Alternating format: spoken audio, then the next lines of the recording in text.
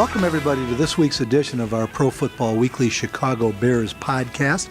I am Hub Arkush, the executive editor at Pro Football Weekly, and, of course, Bob LeGere, senior editor and reporter, and our Bears beat reporter at Pro Football Weekly. And our executive producer, Dan Mott, went high-tech on us. So not only is this a podcast you can listen to, but apparently you get to see us now as well. I hope that's not too disappointing. You get to see two of the oldest guys in the media room. Actually, John Moon Mullen, our buddy's got a few years on us, but he was a late bloomer. He got to the media room a little later. So Bob and I have seniority down there, and now you can see why. I hope that we don't break your screens. But it is good to be with you, and we are going a little earlier this week, Bob. Normally we put the podcast together for everybody Thursday in an NFL week. It's a good time with plenty of information. But now that the offseason is here, the long-awaited season-ending presser with Matt Nagy and Ryan Pace just wrapped up about an hour ago, so we are recording on Monday, the Monday after the divisional playoff games. There may be some stories breaking later this week. The Bears talked about trying to re-sign Ed Donatel as the secondary coach. We don't know if that's going to happen or not. A few other assistant coaches out of contract, but for the most part, not going to be a lot of news now that Chuck Pagano is the defensive coordinator. So, Bob, I don't know if it was the biggest story of today's press conference, but it is the biggest recent news. So let's start there. I thought it was interesting right off the bat. The first question went to Ryan Pace about the decision to hire Chuck, and Ryan immediately said, well, that's a coaching hire, so it's up to Matt. And it was good to see that clear delineation of authority, and Matt Nagy talked about why Chuck Pagano is the right guy for the job. Yeah, and it was good, I think, if you're a Bears fan, to hear that Chuck Pagano is not coming in to make wholesale changes. He's a 3-4 proponent, just as Vic Fangio was. He will call some things differently than what Vic Fangio called them, but he's not going to, I don't think, try to fit any square pegs into round holes. He obviously is aware of what has made the Bears defense successful. We'll continue to do that. We'll continue to put players into the positions where they've had the most success in the past under Vic Fangio.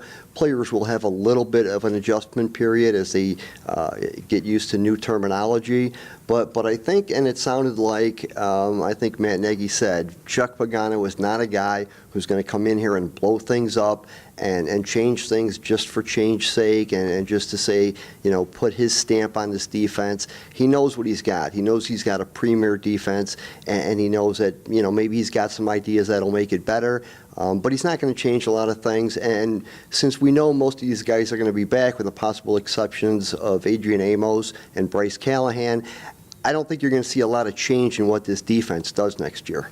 Well, and it was interesting. Matt went out of his way to point out, Bob, and we've been studying it, so we were aware of it, but I hadn't really focused on it.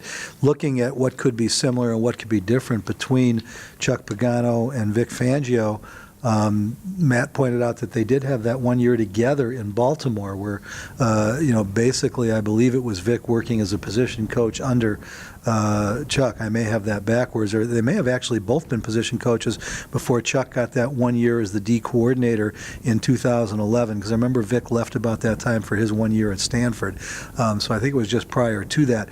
But they do have very similar backgrounds in the 3-4 defense. One of the things that we've heard, Vic Fangio, his ultimate success was that he really didn't like to blitz all that much. He was a master at designing and disguising zone coverages and figuring out how to mix those coverages up and allowing the defensive front to create pressure off some of the confusion that slowed quarterbacks down a little bit. We do know that Chuck Pagano, a little more aggressive, might like to blitz a little bit more, but Matt pointed out, I'm sure the first thing he's going to do is look at this great personnel and figure out what fits them best. And one of the things they'll realize is that the Bears secondary much better in zone than man-to-man, so maybe they'll blitz a little bit more, but I don't think they're suddenly going to become a blitz-all-the-time defense. No, and I think what made Vic such an effective blitzer is that it was done so rarely, but it had the element of surprise. We saw several times Bryce Callahan being used as a blitzer, which is not what you normally expect from the nickel corner. Roquan Smith, an inside linebacker, being used more and more, it seemed, as the season went on. Not a lot, but a lot for Vic's system. So I think that's certainly something Chuck Pagano is going to look at, knowing the skill set of of Roquan Smith, and maybe we'll see a little bit more of that next year, because it's certainly something that Roquan Smith has proven that he can do and do effectively. And he also, Matt Nagy was asked about the relationship between him and his defense, between him and his defensive coordinator. Chuck Pagano specifically was complimented, I guess you'd say, on the question for giving Vic Fangio so much freedom to run the defense. And Matt's answer was, obviously, Chuck and I need to get to know each other. There's a mutual trust that is earned back and forth. But he did say that certainly his plan is to give Pagano the same kind of control and freedom that he gave to Fangio. Right, and Chuck Pagano has earned that. Has been a head coach for 6 years, longtime coordinator, and that's a testament to Matt Nagy, who he is. Stick to what you know. Let the guys who are good at what they do that. Don't get in the way. Certainly he wants to know what's going on, and he may, as he said in the past, stick his head into a meeting every now and then, but he's going to let the guy, especially a guy as qualified and as experienced as Chuck Pagano, run the defense as much as he did with Vic Fangio, and that couldn't have worked out any better than it did here in the last, well, at least with 1 year under Matt Nagy, and for the 3 years prior to that with John Fox. I don't know if it worked as well when John Fox was involving himself a little bit in defense, probably more than Vic wanted. But I think it's perfectly clear that if you've got a guy like Vic Fangio or Chuck Pagano, you let him run his own side. Bob, while we visited today with Ryan Pace and Matt Nagy about Chuck Pagano first, that was the biggest news. It didn't take long to get to the subject of their place kicker and whether or not he's going to be a Chicago Bear or not the next season. Ryan Pace did not commit to releasing Cody Parkey. He did say minimally there absolutely will be competition, and I think it was pretty clear with both Ryan Pace and Matt Nagy that they were not particularly pleased with Cody Parkey's new television career. No, thinly veiled contempt, I think, is how I would describe Matt Nagy's reaction to that, who, you know, has preached from day one, it's a we thing, it's not a me thing. He characterized Cody Parkey's TV appearance as a me thing. Cody Parkey did not run it past the people at Hallis Hall. He probably should have before he even considered doing it. He did not. I think the impression I got is that if it was up to Matt Nagy, Cody Parkey would already be an ex-Bear. The competition, if there is a competition, to me would be Cody Parkey against a undrafted rookie, or maybe even they take a flyer on a late round on a kicker, if there's one worthy this year. I'm not sure that there is, or a street free agent. I think what you're not going to see is the Bears have the cap room to go out and get an established kicker, a free agent kicker, and pay him big money as they did to Cody Parkey. Clearly, they overspent for him. I don't think they have the cap space to compound that problem by signing another guy who's a big ticket for a kicker, that is, a free agency guy. So I think you're going to see a competition, but I don't think Cody Parkey is going to be part of that competition come training camp time. Well, and here's where it's going to get interesting, Bob, because if he's not part of the competition, you certainly want at least one established kicker here. He may not be an expensive or the best guy in the league, but you're not going to bring in two youngsters to compete against each other, because then no matter which one gets the job, you have no idea where you're at when the season starts. It's almost like a year-long audition. And what is really intriguing is that there's no question that the three best place kickers in the NFL over the last two seasons have been Justin Tucker, Stephen Gostkowski, and Robbie Gould. Both Stephen Gostkowski and Robbie Gould are going to be free agents. Now, both are going to be somewhat expensive, both about the same age, 36 years old, Gould. I think Gostkowski may be a year or two younger. Patriots don't want Gostkowski to get away, but they just don't pay their free agents. And I think what's going to be interesting about this is there was kind of a consensus in the room. Ryan Pace didn't confirm it, but he didn't dispute it, that they're going to probably have about $20 million in cap space, and that's before the cap is adjusted, and the projection is it could go up as much as $10 million. So they're most likely to have about 27 to 30 million in cap space when free agency begins.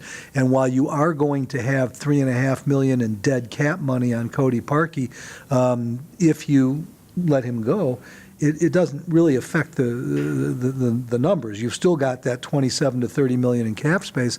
They're not going to be making big splashes in free agency elsewhere, so you can't rule out the possibility that they do get another established kicker. Maybe they believe they were an established kicker away from being in the Super Bowl. Well, to me, that's throwing good money after bad. People and fans have been talking about Robbie Gould for weeks now. I don't think there's any chance that happens. People in decision-making positions in the NFL are not in the habit of admitting mistakes. That would clearly be admitting a mistake that they let Robbie Gould go to begin with. To me, if you go with a highly rated guy from the draft, a street free agent, whatever, I don't know how you're worse off next year with whoever you choose than you were this year. Nobody missed more than 7 field goals, which is how many Cody Parkey missed this year. Obviously, you can't have a disaster. But the Vikings last year, if you remember, used a 5th-round pick, I believe, on Daniel Carlson.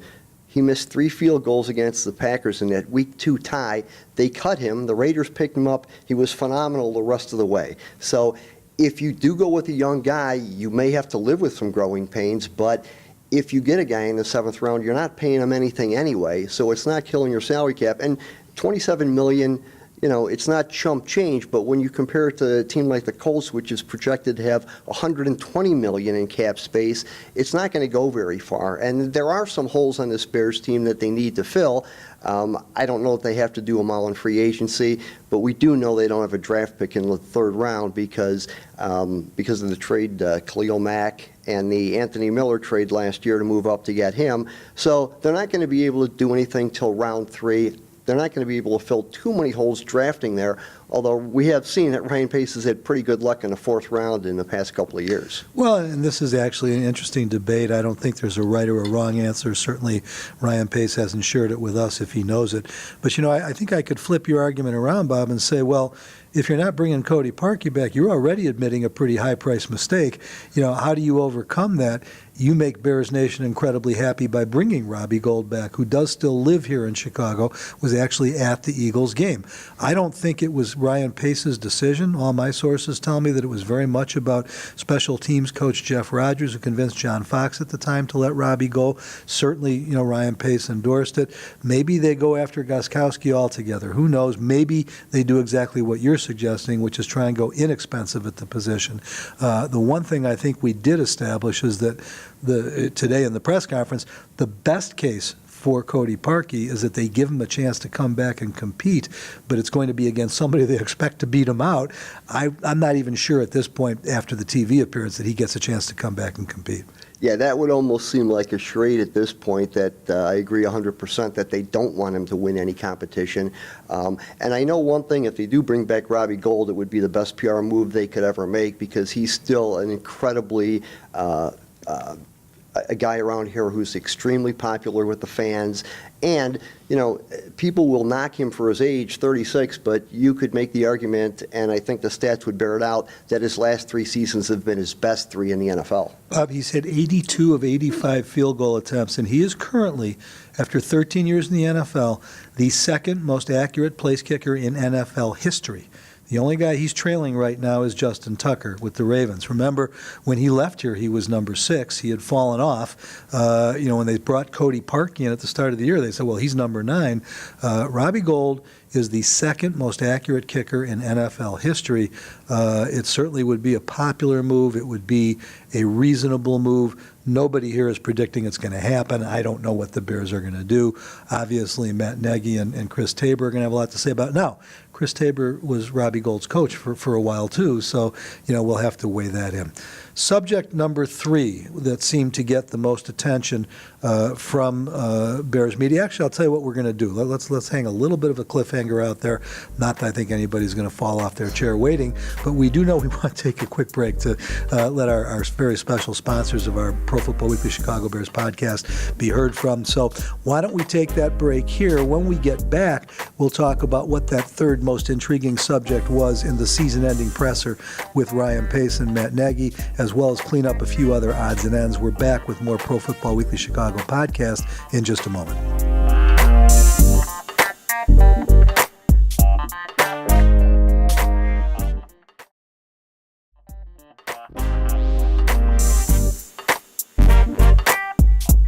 Well, thank you as always to our great sponsors, and we are back with the Pro Football Weekly Chicago podcast.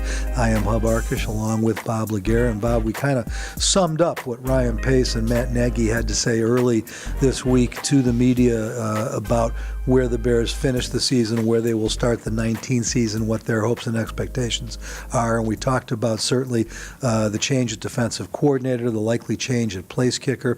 There was a lot of conversation about Kareem Hunt specifically, and I think that was more because of Matt Nagy's relationship as his offensive coordinator and coach a year ago when he led the NFL in rushing than necessarily because the Bears have a great need at running back, although the running game was certainly disappointing this year. Interestingly, it was a top 10 running game, but that was skewed by Mitch Trubisky being the second leading rushing quarterback in the NFL. They did not get the maximum out of Jordan Howard, mainly because they didn't give him a chance to produce the maximum.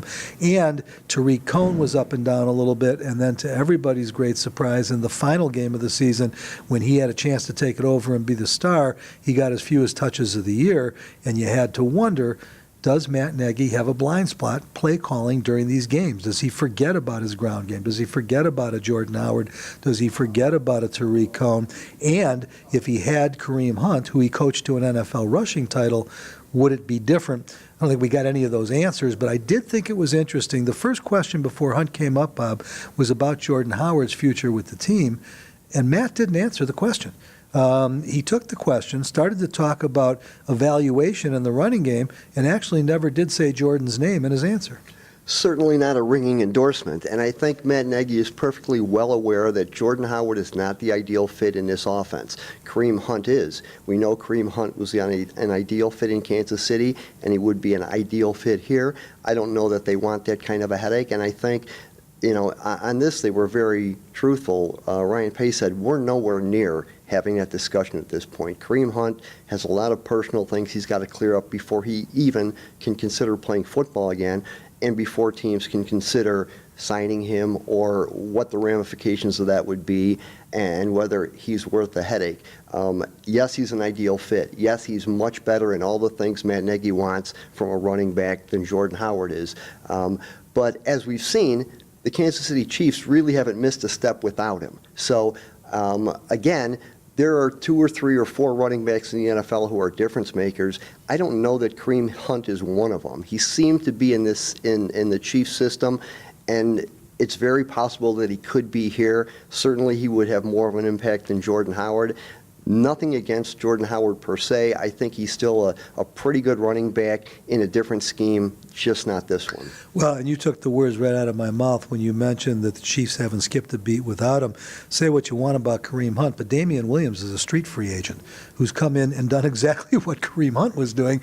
And so it speaks to the system and a guy who fits the system. It certainly speaks to the offensive line. It speaks to the attention being paid to the Chiefs passing game right now, which attention is not being paid to the Bears running game. And Bob, I will go a step further.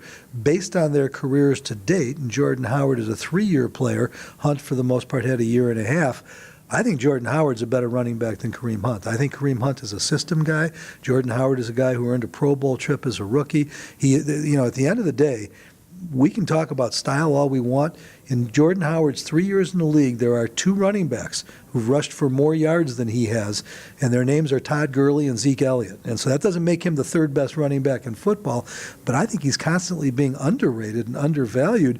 And I have to ask the question, do they need to go find somebody to absolutely fit, you know, airtight in the scheme of Matt Nagy? Or does Matt Nagy need to be looking at his scheme and say, I've got a couple unique weapons here in Jordan Howard and Tariq Cohen. Maybe I need to do a better job of using them in the running game? Well, to me, Jordan Howard is just a guy as well. You have to have somebody who does better than 3.7 yards a carry, which is what he did in this system. And the biggest drawback I find is that, you know, people talked a lot about how he improved as a pass rusher. He's a little bit better, and just because he can catch the ball doesn't mean he's a fit in this offense. There's catching the ball and there's doing something with it after you have it. He is not the electric type of player that Tariq Cohen is, or Kareem Hunt is, or any of the other guys who would fit this system better. He's just not going to be a factor in the pass game here or anywhere else. And yeah, you can make the case that he's a good, solid runner, and he'll get what's blocked and maybe a little bit more. But beyond that, to me, and I think he got plenty of chances this year. He had well over 200 carries this year. So there were games where he disappeared and he was kind of phased out of the offense, but there were plenty of other games where he had enough carries where if he was going to be a difference maker or the guy who can carry this offense, then he would have shown it. And I don't think, with the exception of maybe 2 or 3 games, there was evidence of that this year. All right, so, Bob, this is obviously a subject where you're from Mars and I'm from Venus, and I don't know which one's good or bad, but I know that's a thing somewhere. What is it, men are from Mars and women? I don't know what it is.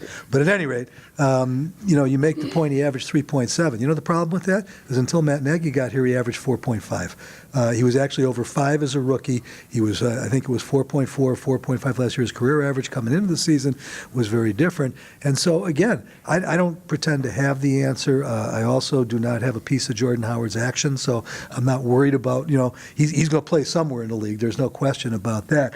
I always worry about when you move on from really good players looking for something better and find that you get less.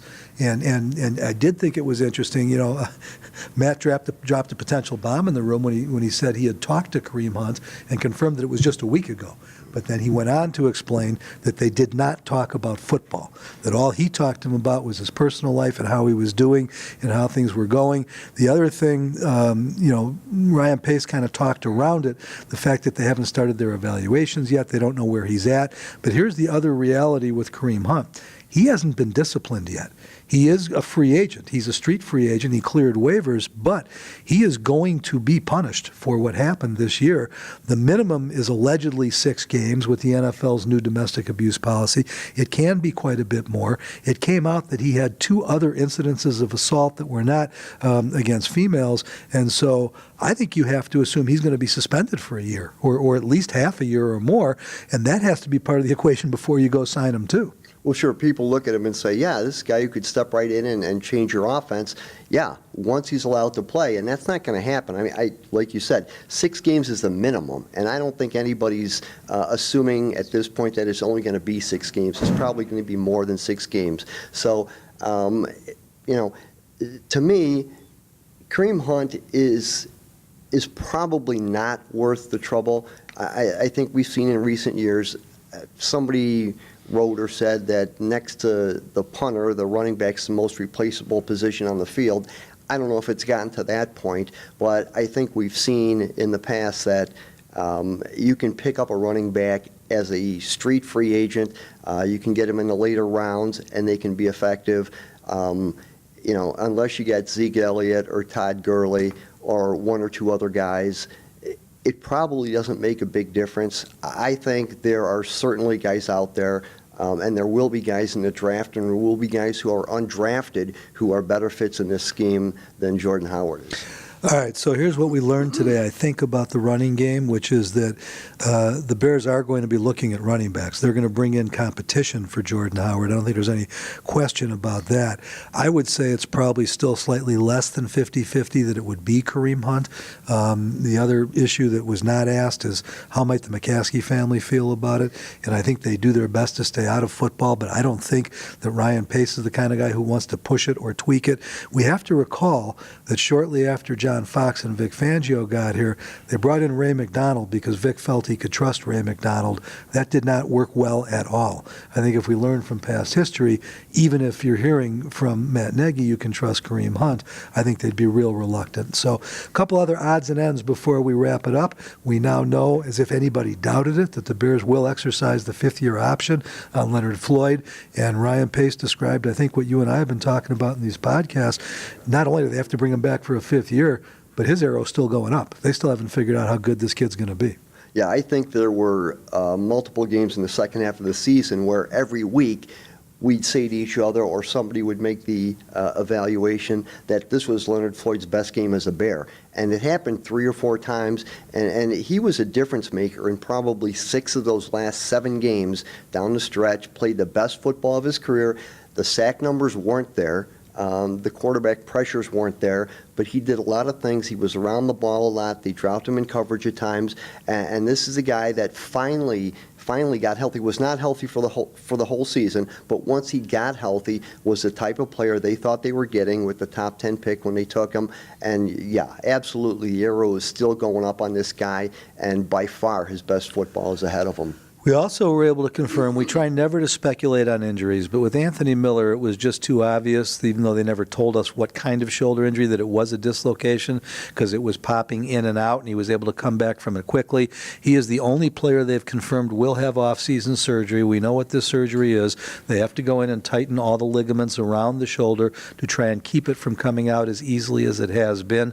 But I think that, again, has to be good news that at least right now, the Bears are only, as far as they know, looking at one off-season surgery. Yeah, and you know what? Especially Kyle Long. This will be the first time in, I think, 3 years that he hasn't been rehabbing an injury. He finally got healthy and played at the end of the season. And if he can come to training camp 100% healthy with an off-season of lifting and not rehabbing, and I think that increases the chances that you maybe finally, for the first time in 4 years, get 16 games out of Kyle Long. That's huge going forward, especially with the expected loss of Bobby Massey, a right tackle. They're probably going to be looking to get a new right tackle. If Kyle Long's there for 16 games, that helps solidify that line. Maybe the biggest surprise of the season-ending press conference, with 25, maybe 30 members of the media in the room, not a single Kevin White question. Apparently everybody in Chicago has figured out that Kevin White's career is finally over with the Bears. Yeah, he may have a career in the NFL, but it probably won't be here. Somebody's going to give him a shot. And, you know, he's still a size speed guy with some talent, but is never going to return first-round value for the Bears or anybody else. And it's a shame. You know, good kid, worked hard to get back healthy. And at least for him, even though it didn't show on the field, the fact that he got healthy and stayed healthy for a full year was that's something he's never done before. So he's another guy who goes into the offseason in better shape than he has been in the previous 4 years. And the reason I say done as a Bear, Bob, with some certainty is the Bears don't have to cut him. His contract is up. They did not exercise his fifth-year option as he was healthy and tried to compete all year and couldn't even get on the field. It's hard to imagine why they would re-sign him.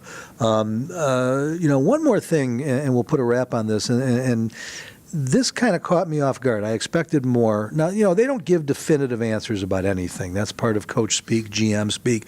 But generally, you can take the answers and you can read into them and come up with some reasonable assumptions. We know that they're going to bring in competition at running back, at place kicker. We know why they like Chuck Pagano, and we can figure all that out. Ryan Pace and Matt Nagy really gave no indication whatsoever how much of a priority they're going to make their only three starters who are free agents. You've got Bobby Massey, you've got Bryce Callahan, you've got Adrian Amos. Nickel corners are starters now. So only three guys in the starting lineup. Aaron Lynch was on a one-year deal. That might be interesting. But those three guys in particular, and asked about it, again, didn't really answer the question. And specifically with Bryce Callahan, who is considered one of the top 5 cornerbacks available in free agency, all Ryan wanted to say is, well, you know, we haven't seen him in 7 weeks now. We want to evaluate where he's at, and then we'll make some decisions. So it suggests to me, because they do have a lot less cap space than they've had in prior years, they do have areas where they want to improve. They seem to like Kevin Tolliver. Deion Bush didn't play horribly in relief of Adrian Amos. I'm not saying that they're stepping into those positions, but I would have kind of bet going in that you know, Amos and Callahan might be priorities for them. Maybe Bobby Massey, who I think is underrated. I think he plays better than people give him credit for. He's not special, but I didn't get the impression that the Bears are terribly focused on any of their own free agents. They gave that impression, and maybe that's the impression they wanted to give. To me, the priority there is Bryce Callahan. I think he's the toughest guy to replace. I think he was probably, by most evaluators, probably a top 10 nickel corner. Stayed healthier than he'd been, still did not get through a season 100% healthy, but played exceptionally well when he was healthy. And I have to go back to preseason when they cut Cravon LeBlanc. And at the time I said, how is this guy not one of the top 6 DBs on his team? And I think we saw what he did with the Eagles, that maybe he's not a starting outside cornerback, but he's certainly a guy, and he was splitting reps with Callahan in training camp at nickel corner, and there's not a deficiency there. Maybe the guy does not have 4.4 speed, but when he covered Ted Ginn yesterday, Ted Ginn's supposedly still one of the fastest guys in the NFL. Ted Ginn wasn't open all day when Kareem LeBlanc covered him. So I don't think you can let Kareem LeBlanc go and now let Bryce Callahan go, because Sherrick McManus is not your nickel corner of the future. Nice player, but is not the guy you want on the field, as you said, Hub, more than 50% of the time, maybe 75% of the time, the way the NFL is today. So that's a huge hole to fill. I think easier to fill a hole at safety, nothing against Adrian Amos. And I agree with you on Bobby Massey. Underrated guy, not a Pro Bowl type player, but a guy that you could live with, a guy that you could win with, and a reliable guy. It will be interesting to see. Obviously, we will continue to, I shouldn't say obviously, but I can promise you, we're going to continue to podcast for you pretty much every week during the off season. We may need to take a week off here and there. I have to be gone for a week at the Super Bowl. Of course, we'll be at the Combine. We should be able to podcast from there around draft time. Things get a little hectic, but for the most part, we will be with you each week, usually back on Thursdays. This was a special week, but we are going to put a wrap on this one, certainly for breaking news, the best coverage of the Chicago Bears in the NFL, 24 hours a day, 7 days a week, 365 days a year. Make sure you check out ProFootballWeekly.com at least 4 or 5 times a day. You will get it all there.